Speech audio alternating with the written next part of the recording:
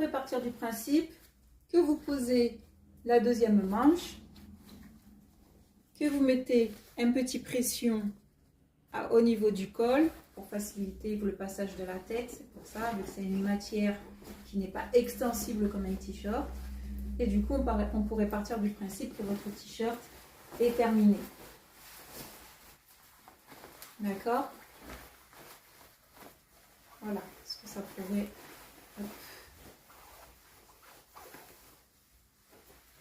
ce que ça peut donner.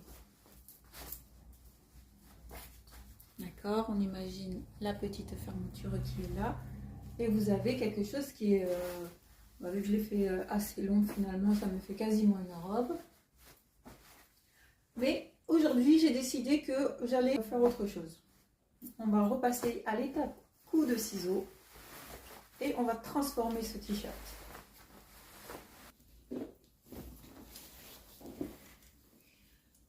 Du coup, qu'est-ce qu'on pourrait imaginer? Mais il y a plein de choses. En fait, je pense que je vais créer un haut asymétrique. D'accord? Je vais garder la manche. Je vais créer un haut asymétrique. Mais j'aimais bien l'encolure. Donc en fait, ça m'embête un peu. Ah si, j'ai une idée. Je vais l'ouvrir là au milieu.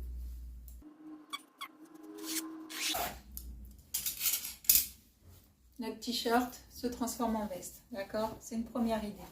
J'ai une autre idée. On va faire une ouverture en fait. On va prendre des bandes et on va mettre des petites bandes là.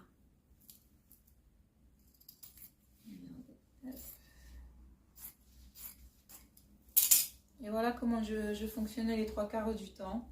Que vous vous demandez où est-ce que je vais chercher mes idées. Ben voilà, vous savez maintenant.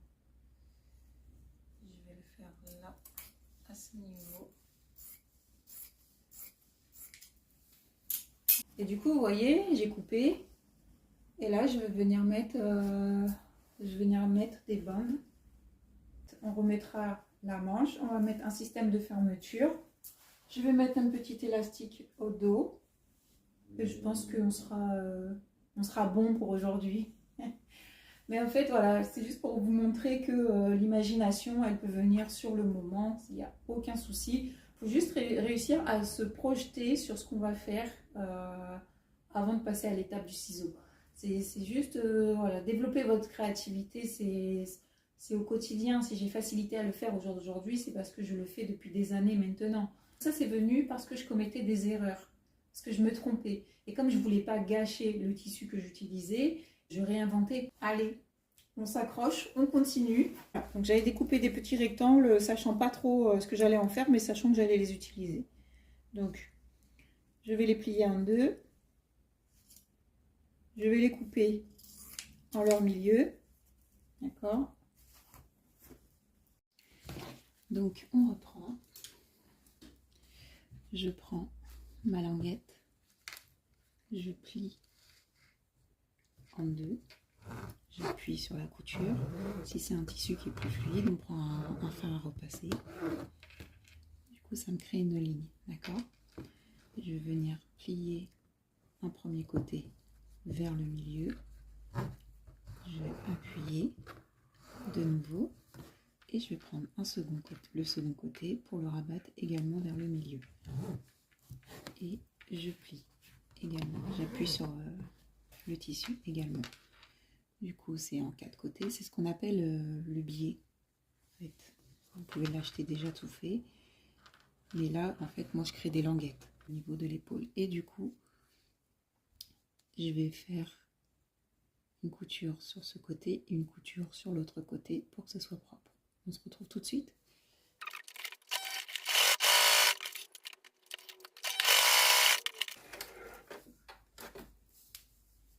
Ok. Voilà ce que ça donne.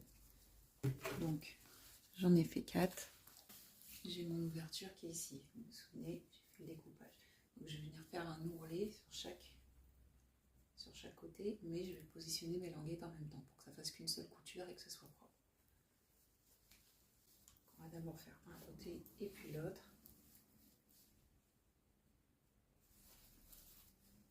Je fais mon ourlet, je le prépare, d'accord, au maximum.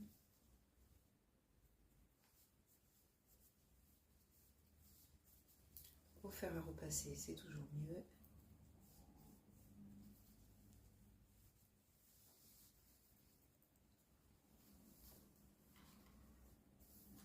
D'accord.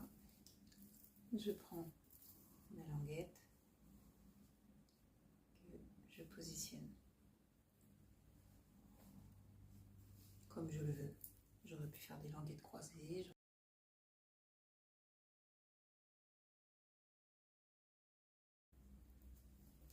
Et du coup, avec des épingles, je vais venir les fixer en même temps que mon ourlet.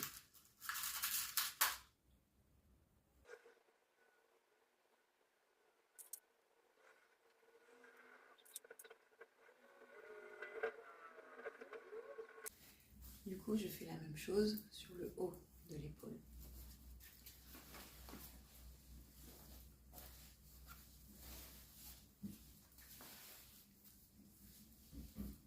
Vous voyez, là, j'ai mes 4 languettes. Je peux couper le fil.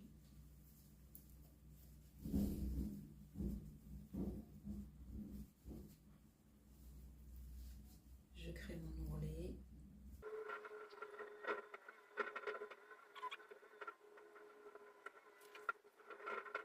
Et je fixe mes languettes pour reconstituer le morceau que j'ai coupé. Donc, du coup, j'ai redessiné un col avec la languette, en me servant de la languette.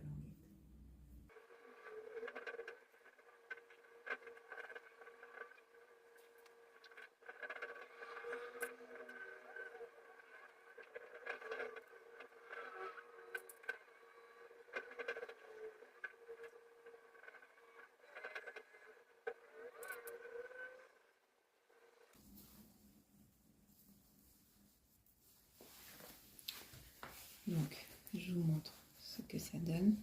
Et du coup, on va venir faire la couture en haut et en bas. Donc, voilà ce que ça donne une fois que c'est cousu. Maintenant, on va venir remettre notre manche.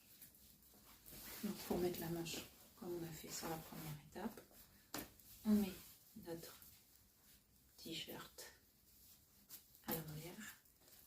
On prend la manche, on la met sur l'endroit.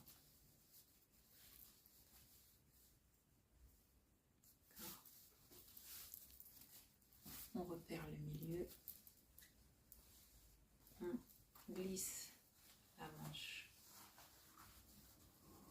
sur l'endroit, donc on la glisse à l'intérieur. On vient fixer le milieu sur la couture de l'épaule. On ouvre la manche à l'intérieur et on vient mettre des épingles à l'intérieur. Sur tout le tour. Donc évidemment à l'avant on ne pourra pas mettre sur tout le tour, mais du coup on devra faire un petit ourlet. On devra faire un petit ourlet pour que ce soit propre, pour que ça fasse une finition propre, tout simplement. Je mets les épingles à l'intérieur. Donc je couds jusqu'à la première languette, hein, au niveau de la première languette. Ensuite, je fais passer. Sinon, vous partez en dessous de l'aisselle, vous laissez 1 cm et vous venez remonter vers la languette du bas. Positionnez vos épingles et en fait ça va créer naturellement la démarcation de la manche.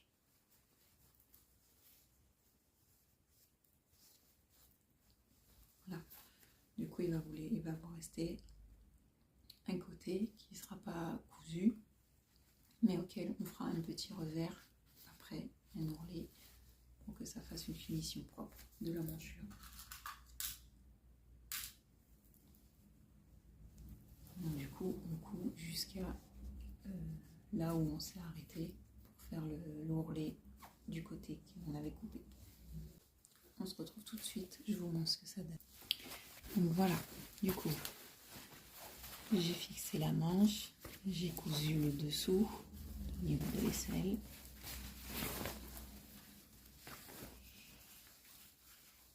Mais du coup, pour que vous compreniez mieux, voilà, j'ai un bord qui n'est pas cousu. Donc du coup, je vais venir le rabattre. Je vais suivre naturellement la ligne et je vais venir le rabattre et faire une couture comme un ourlet. D'accord? Donc voilà, ça c'est fait.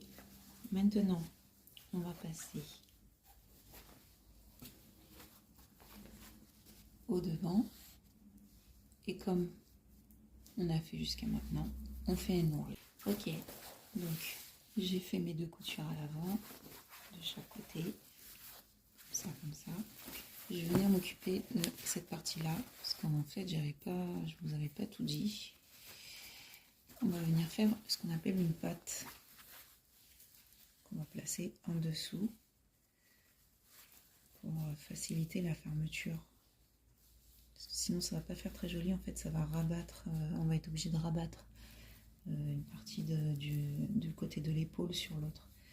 Alors que si on fait une patte en dessous, du coup on aura juste à faire, d'un côté elle sera cousue et de l'autre côté il y aura juste à faire un boutonnage pour que ça se ferme. Donc on prend un petit rectangle de tissu et on va prendre à peu près 1 cm plus grand par ici et 1 cm plus grand au niveau du col. D'accord, on coupe.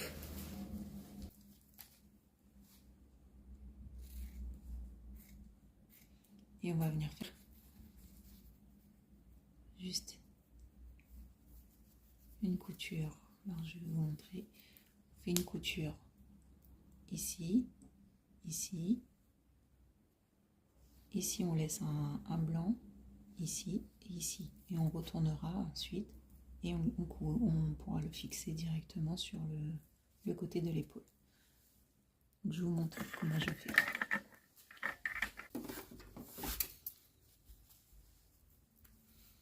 Donc là je prends, d'accord, ici c'est mon milieu. Je vais partir sur l'un des côtés.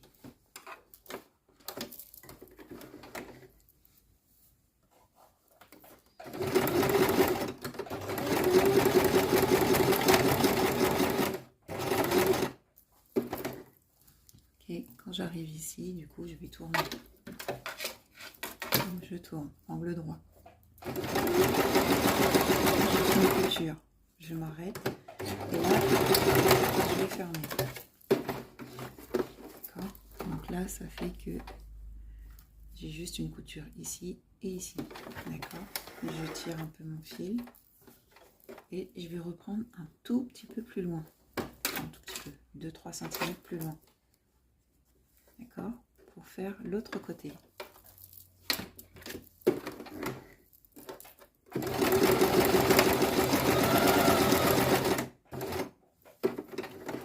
J'arrive à l'angle, je tourne. Ok. Quand on est ici, du coup, on sort. On va venir couper un peu les fils.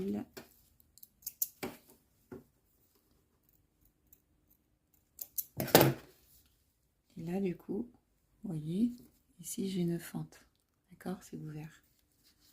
Donc en fait, là, le travail va consister à retourner. Donc moi, j'utilise une pince.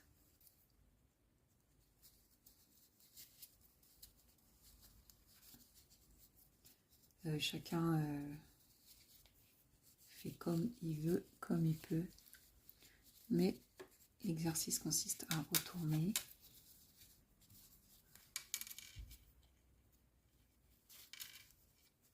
À retourner sa pâte pour qu'elle soit propre, quoi, en fait.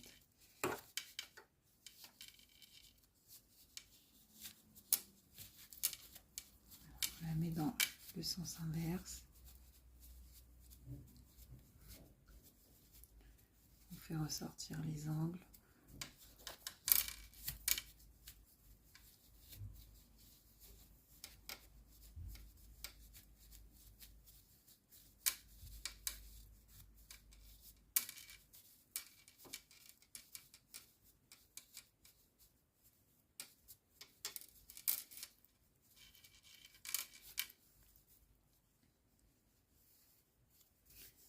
coup, ça nous donne une patte toute propre, sans aucune couture.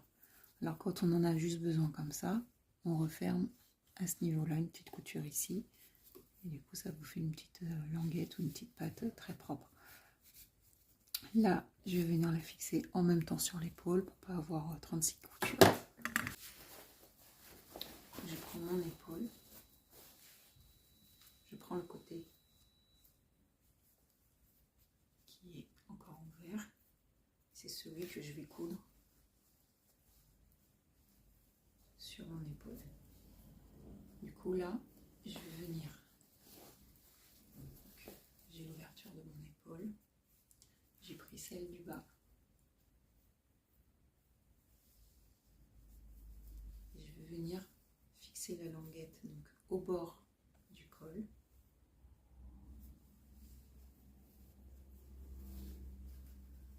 Et sur toute la longueur. En fait, sur le bord, c'est pour que ce soit un bord à bord, quoi. D'accord? Que ce soit un bord à bord. Et en fait, comme j'avais déjà cousu avant, j'aurais dû le faire avant, en fait, cette étape. Et comme j'avais déjà cousu avant, je vais repasser sur la couture, ou voir, je vais faire un petit décalage de 2 mm pour être encore plus au bord. D'accord? Voilà ce que ça donne. J'ai fait une double couture, et voilà de l'autre côté. Et du coup, ça veut dire que je monte au niveau de l'épaule. Donc on est comme ça. Et ça veut dire que la patte viendra nous permettre de faire une fermeture propre en fait. On ne sera pas obligé de rabattre, comme je vous disais, le tissu l'un sur l'autre. On va voir maintenant. On va faire des boutonnières. Ensuite, après les boutonnières, je mettrai un élastique au dos pour resserrer au niveau de la taille, l'ourlet du bas. Alors, du coup, j'ai sorti des petits boutons. J'ai pris des boutons en bois que je risque de customiser pour que ce soit moins fade. D'accord? On va avoir besoin de cet appareil qui est vendu avec nos machines. Donc, pour déterminer la largeur du trou de notre boutonnière, il faudra placer notre bouton à ce niveau. Et du coup, ici, notre machine va se charger de faire la bonne taille pour que le bouton puisse passer. Ok? En attendant, il faut aussi faire des emplacements sur toute la longueur, pour voir à quelle hauteur on va positionner nos boutons. Je vais commencer plus bas et à peu près, je fais un espacement voilà, de 8-9 cm. Ok?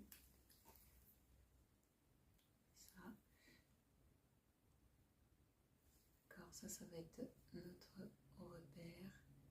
Du coup, ça veut dire qu'à tous les 9 cm, je fais une petite marque qui m'indique qu'un bouton devra être cousu à cette place.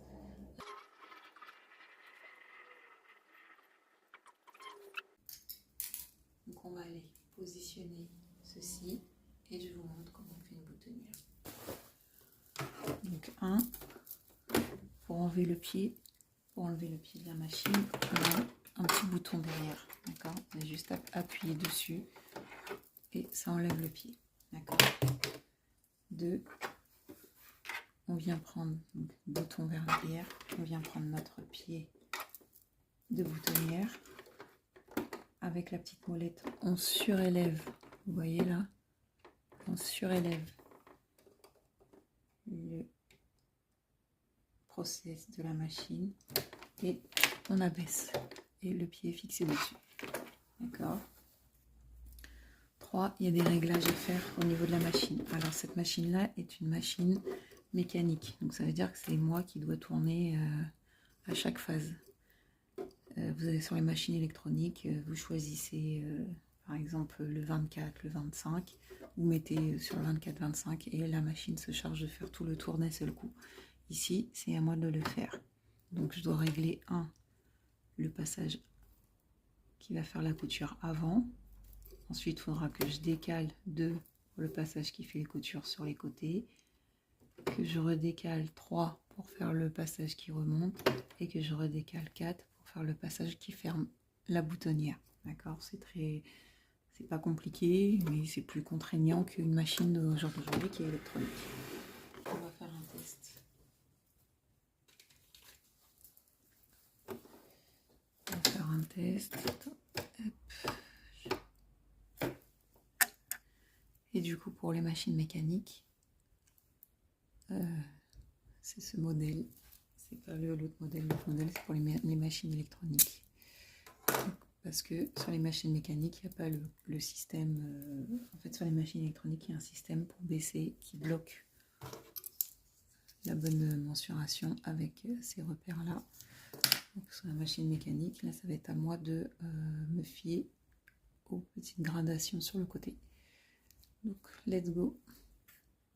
Du coup, pour me repérer, je vais prendre le bouton et je vais le positionner à côté du pied. Et je vais repérer à quel point sont chaque extrémité du rond, du cercle. D'accord, pour que mon bouton puisse passer. Donc là, j'ai 4 traits. Donc ça veut dire que mon point de départ au niveau du pied sera de 4 traits. Donc du coup, je vais modifier un tout petit peu. Je vais partir mon repère de point au stylo sera mon point de départ. Et je remonte vers le haut pour créer ma boutonnière. Ça sera plus simple comme ça pour... Alors, 2, 3. Ok. Donc j'ai dit 4. 1, 2, 3, 4. Ça fait là. Hop. J'abaisse. Voilà. Voilà. Hop.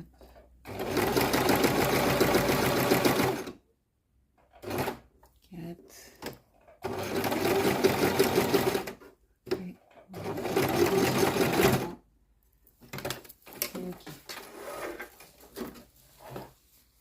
Donc là, vous voyez, j'ai ma première boutonnière qu'il faudra que j'ouvre après avec mon découvite. Pour ouvrir sa boutonnière, on vient planter son découvite à la base de la boutonnière. On le plante, on remonte vers le milieu et on fait la même chose de l'autre côté pour éviter de trouer en fait, de dépasser le tissu.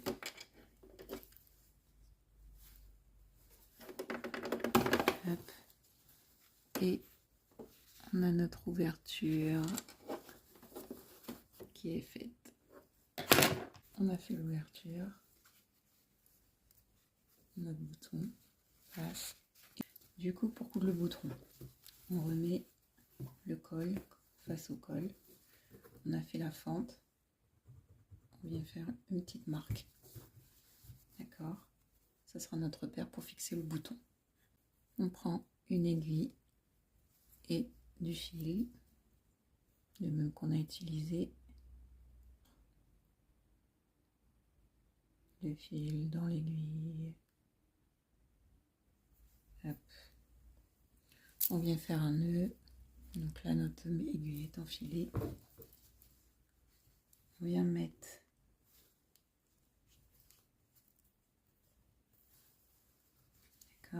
on prend le bouton, c'est un bouton à 4 trous. Donc, on vient mettre premier trou, deuxième trou. D'accord. Et on re-rentre notre aiguille quasiment à côté de là où on l'a enfilé. On tire. D'accord. On positionne notre bouton. Et on fait ça 3 fois. On rentre dans chaque trou en fait. On crée un.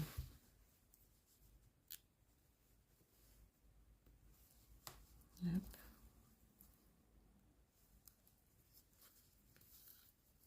Deux.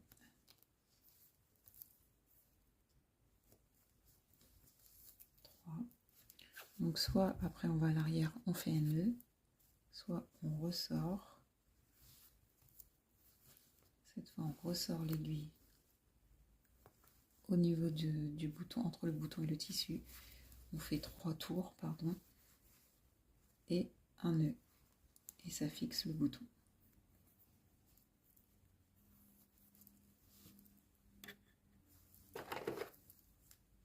On coupe et notre bouton est cousu. Donc quand on est là, on a dit que je voulais mettre un élastique. Okay. Donc je vais venir regarder à peu près à quel niveau je vais le mettre par rapport à ma taille. D'accord. Donc soit je prends une épingle.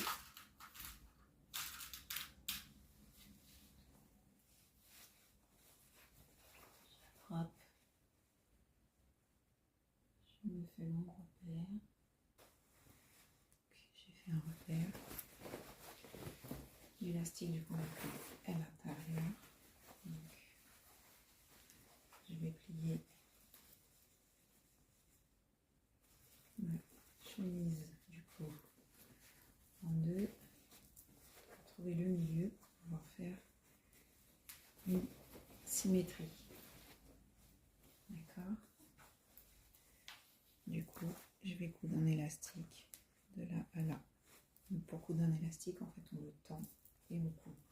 Donc j'ai récupéré mon élastique, je viens le plier en deux et je vais venir le positionner sur le côté où j'ai plié mon dos, d'accord, au milieu de mon dos. D'accord. J'ouvre, je mets une première aiguille où je l'attache à la première façade de mon dos.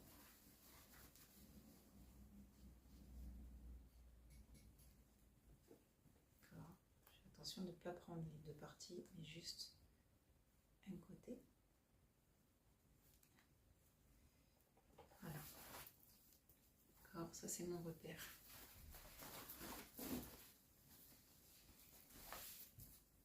Et de là, en fait, on va coudre l'élastique. Comme ça, on va le tendre. Et du coup, ça va faire un effet taille cintrée. Pas mal. Ok. Alors, ce que je vous conseille de faire, c'est un repère au stylo. D'accord. Vous longez l'élastique. D'accord. Vous le tirez. Hop. Moi, ça va jusque là quand je le tire. Hop, je remets droit et je prolonge la ligne. Et en fait, c'est avec mon repère pour coudre, pour me permettre que l'élastique reste droit. D'accord. Je tire. Je fais un repère.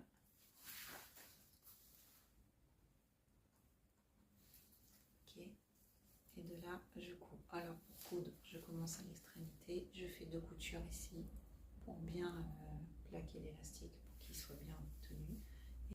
Et la finition sera de mettre notre escargot floral. Et nous aurons terminé. Hey hey, donc on se retrouve avec un élastique déposé. D'accord, voilà ce que ça donne. Moi j'aime beaucoup. Pour l'escargot que j'avais créé tout au début, on va venir faire un ourlet sur le côté extérieur de l'escargot. D'accord? Donc ça tourne. Donc quand ça tourne, en fait, soit on prépare à l'avance son pli d'ourlet, soit on fait comme moi, on avance un peu à l'aveugle. On plie au fur et à mesure en fait. Là j'arrive sur un tournant, donc en fait je vais rabattre. Du coup ça crée un petit pli. En soi ça ne se verra pas dans la forme que l'on va dessiner après. Ça va faire une fleur. Donc en fait ça ne se verra pas. Donc ça peut créer des petits plis, c'est pas gênant. Et on coud. Et en fait la couture va asseoir le pli. On va coucher le pli quoi. Et on tourne. En fait, on suit le mouvement. Et comme je vous ai dit, c'est nous qui rabattons le tissu.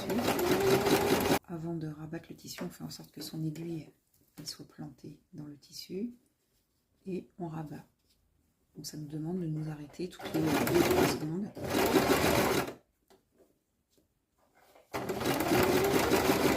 Pour refaire le rabat.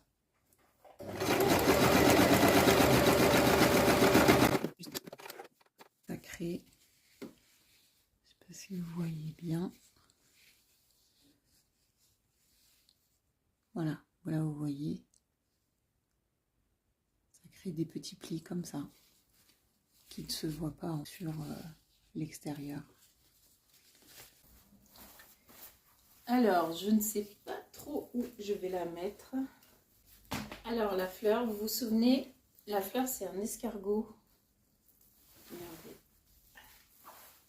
La fleur, c'est un escargot qui se présente comme ça.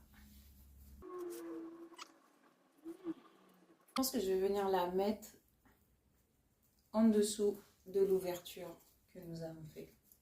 Je vais prendre le centre que je vais positionner. Je vais placer une épingle.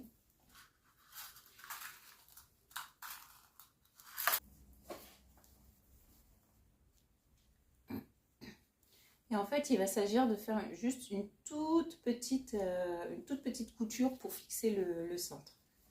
Ensuite, en fait, la fleur, il va falloir la faire passer en dessous du centre, le plus serré possible. D'accord ?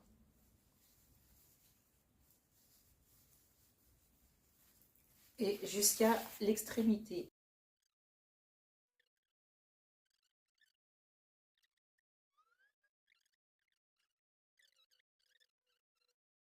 L'idée, c'est de faire quelque chose qui a un petit peu de volume.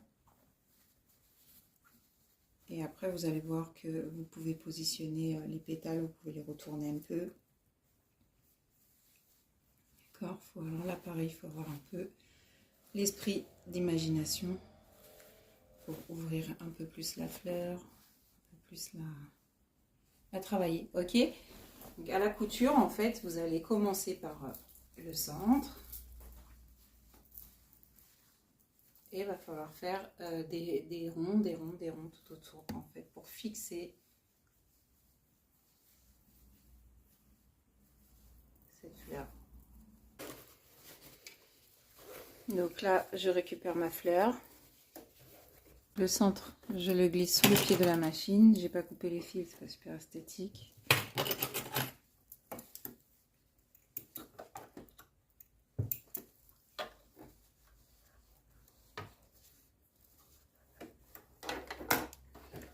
Je descends mon pied et en fait là je vais juste faire une toute petite couture en croix. Je vais faire un petit système de croix pour juste avoir le centre pour pouvoir resserrer les pétales.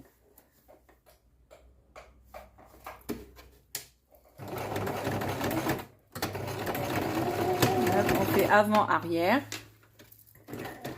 on plante l'aiguille, on tourne, avant, arrière. Ok, là ça fait que votre centre est fixé, d'accord.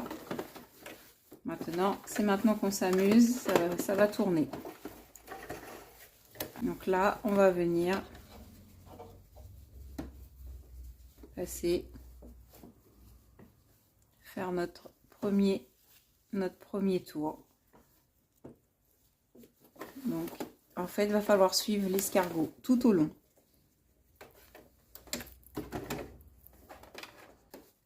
En faisant attention que votre tissu soit bien à plat et en faisant attention de ne pas coudre à chaque fois sur la pétale précédente.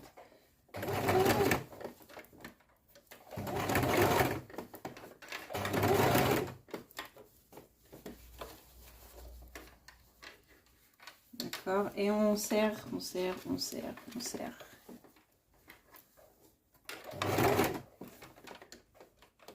Vous écartez les coutures de l'escargot, plus vos pétales de fleurs seront larges, enfin pas larges mais distancés. Donc il faut, voilà, ça prend un peu de temps, mais c'est très joli au niveau du rendu.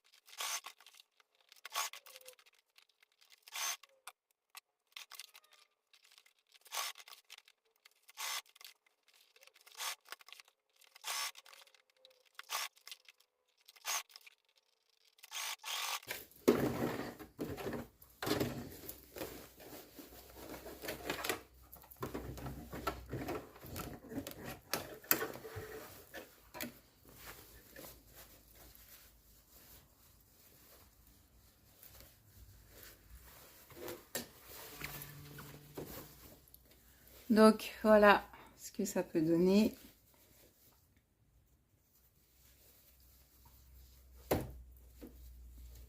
Ça donne un effet de rose un peu en bouton.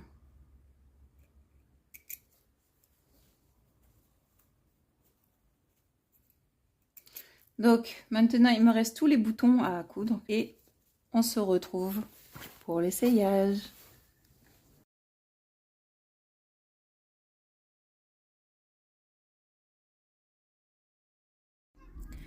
Tadadam! Et là voilà, voilà le résultat final. Donc je vais vous montrer 3 petites façons de la mettre. Du coup j'ai pas pu faire en robe, c'était pas assez long, donc ça fait une chemise pour moi, pour ma part. Bien sûr vous pouvez, vous êtes libre de rajouter de la longueur. Enfin voilà, c'est vous qui choisissez, hein, vraiment aucune restriction pour ce que vous allez faire de votre chemise, t-shirt. Enfin voilà, je sais même plus comment on peut l'appeler tellement on est parti d'un t-shirt et qu'on a fini avec cette pièce originale. Vous voyez la fleur, ça donne un petit peu un petit style différent, l'ouverture sur l'épaule aussi. Moi j'aime beaucoup en tout cas. En tout cas ça me ressemble à moi. Maintenant à vous de trouver vos propres inspirations et vos propres découpes. Ça peut être une découpage dans le dos dans le même style, ça peut être que sur les manches, ça peut être que à la zone du ventre, sur les côtés. Enfin voilà. Voilà le résultat, le petit effet élastique derrière qui resserre. Et voilà. Et je vous dis à bientôt. Merci infiniment pour cette formation. Ça m'a fait extrêmement plaisir de vous accompagner. Et j'espère que cela vous a plu. Pour une première pour ma part. Et qui sait, peut-être que je reviendrai pour une seconde version un peu plus pétillante dans la prise de risque. Puisque je partirai du principe que vous avez suffisamment de connaissances. Allez, je vous dis à bientôt. Et à la petite vidéo de fin, bien sûr, pour souhaiter bonne route dans votre aventure couture.